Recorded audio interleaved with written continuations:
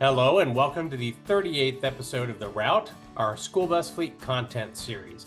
I'm Wes Platt, Executive Editor. In this episode, we've got a recap of my recent visit to the annual meeting of the National School Transportation Association.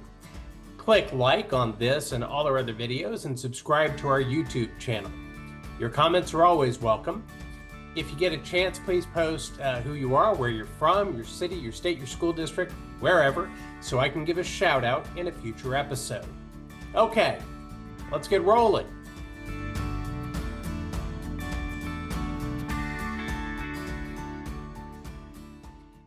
So it's been a couple of weeks since the last episode of The Route, and during that break, as I mentioned at the top, I actually hit the road to Niagara Falls for the big NSTA meeting. During the first day, Sunday, NSTA held an electric school bus street fair. The only Type A bus on the block was the Microbird EV. I asked Microbird's Phillip Turner to give a rundown about the vehicle, and here's what he had to say. Phil Turner from Microbird. I've been with Microbird for 15 years, and I'm manager of fleet and territory sales across North America. So I'm going to talk to you a little bit about the Microbird EV today. So we're here at NSTA in New York, and I'll get started.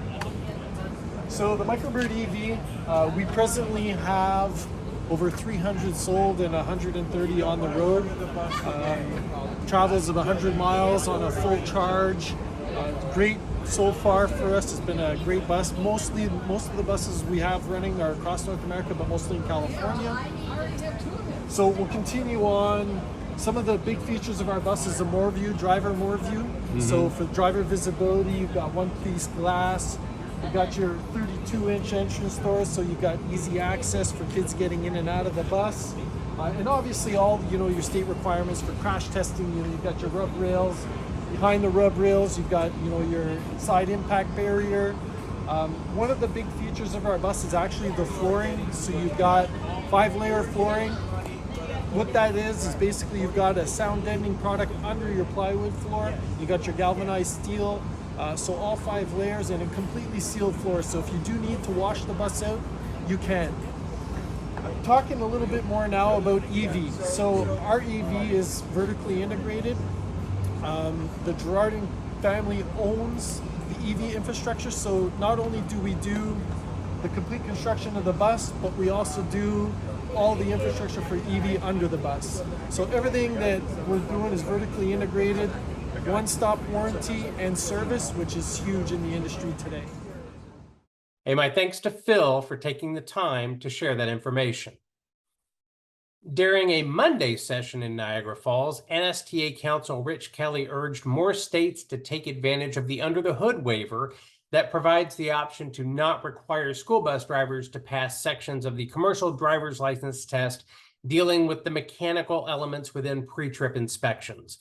The Federal Motor Carrier Safety Administration extended the waiver until the end of September, something I've talked about before on this podcast, but it could go on longer. Kelly told attendees at the NSTA convention that the association has asked for a 5-year exemption in June. He's hoping to get an answer on that by the end of this year.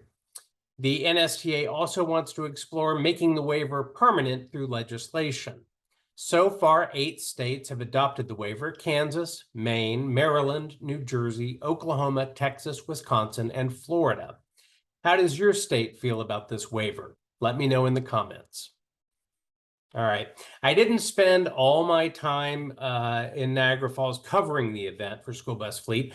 For a short while on Tuesday morning, I had the privilege to moderate a discussion about special needs transportation with Brooke Garcia of Four Seasons Transportation and Maritza Valentin of AMF Bruns of America. We talked about battling the school bus driver shortage, managing challenging behaviors, and other trends. You can read more about that panel discussion in the August print edition of School Bus Fleet and on the SBF blog on schoolbusfleet.com. Check it out. All right, so Tuesday was the big awards night for NSTA conference attendees. I didn't win anything. I didn't even win the heads or tails game during dinner, but I did enjoy watching folks celebrating the achievements of their colleagues in the student transportation industry. Terry Thomas of Community Bus Service in Ohio was inducted into the NSTA Hall of Fame. Dean Transportation, a two-time school bus fleet contractor of the year, took that honor this year from NSTA. At the same time, this family business is celebrating 60 years in operation. So congratulations on two accomplishments there.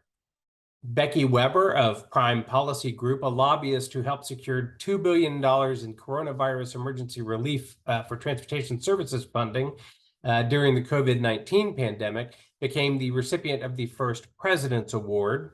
Sarah Michalak of First Student was lauded with the Outstanding Driver Service Award.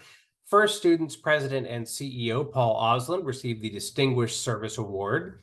Durham School Services Operations in Connecticut and Alaska earned the Go Yellow, Go Green Award for their environmental efforts.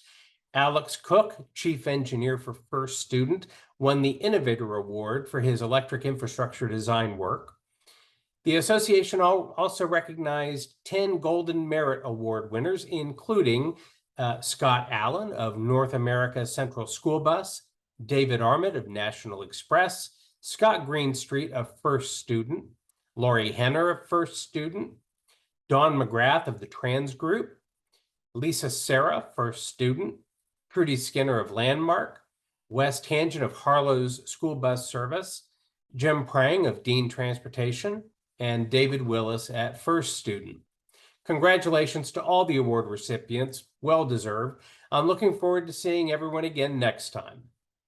All right, it's time to park the bus for now. Tell your friends about the route. Remember, at 100 subscribers, I'm giving out that last ingredient for cheeseberry pie. Last time I checked, we're at 98. We are so close. So just a couple more subscribers and that recipe is out. If you got news, reach out to me by email at wes.platt@bobbitt.com, tweet us at schoolbusfleet. Drive safely and see you next time on The Route.